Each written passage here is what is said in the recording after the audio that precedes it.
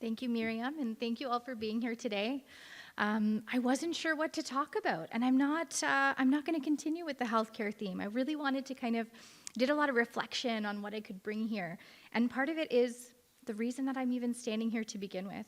So I'm curious, how many of you almost said no to something this week, this month, this past year? Not because you didn't care, but because you already had too much on your plate. When I was first asked to speak today, my instinct was to say no. Not because this doesn't matter, but because everything else does too. Like many of you, my life is full. I'm a healthcare leader, a psychotherapist, a wife, a mom, a friend, a daughter, and most days, it feels like I'm being pulled in at least a dozen directions at once. The reason I hesitated was simple. We're hosting a staff training today, and I thought, how can I not be there? They're counting on me. Can I step away? But underneath that was a quieter thought, one that I think many of us carry. No matter what I choose, I'm letting someone down. Thankfully, Miriam is persistent, and it made me pause and ask a different question. Why is it so hard to say yes to something that might actually give something back to me?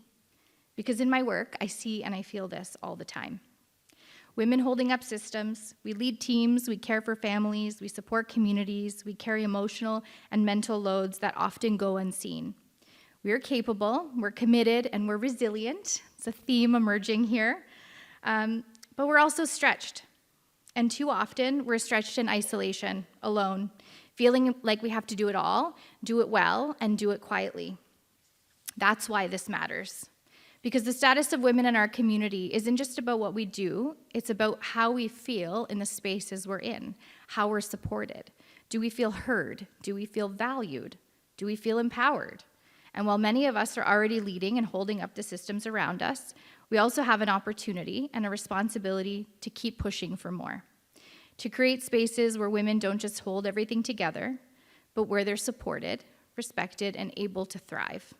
And that kind of change doesn't start somewhere out there. It starts right here with us and how we show up for one another, with the kind of community that we choose to build, a community where women support women. And not just in words, I feel like we say that a lot, but in action, where we advocate for each other in the rooms that we're in and in rooms that we're not, where we make space for each other's voices.